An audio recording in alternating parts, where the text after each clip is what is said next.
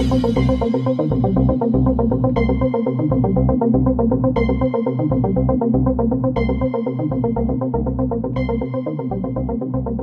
terms of land conservation dollars, the fact that we're able to leverage federal dollars 4-to-1, which is one of the highest matching ratios in the country, the program is enormously successful. And in terms of the return on investment, we're protecting drinking water supplies and wildlife habitat and recreational opportunities. I mean, the list of benefits is so great compared to protecting duck habitat in Montana. And I know I don't want to pit projects against projects, but what we need to secure the Highlands Conservation Act dollars is a voice in DC to go to leadership and say this program is needed.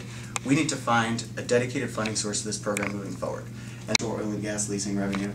And in the meantime, unfortunately, we have to keep pushing the boulder up the hill every year to try to get this money appropriated.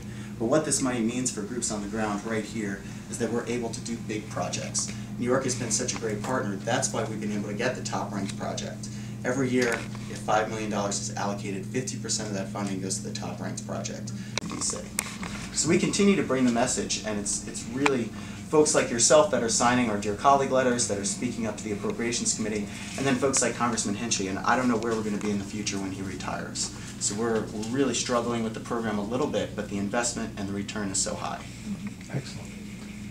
Okay, Andy, I wonder if you could give us kind of a similar window. In New York, and if you speak to Congressman Gibson's office, he may tell you hopefully about what a great time he had at a press conference we had this past autumn, where Sina cuts in and looking even further afield on this, because one of the issues that we're running into is that matching funding for some of the local land trusts to really help protect some of this land with easements isn't there. So I just want to reinforce what Andy is talking about, asking for more robust funding on the farmland protection bill, and just stating that all of those things, bringing the local production of food closer to the food source, whether it's New York City or just within all of the very large county populated.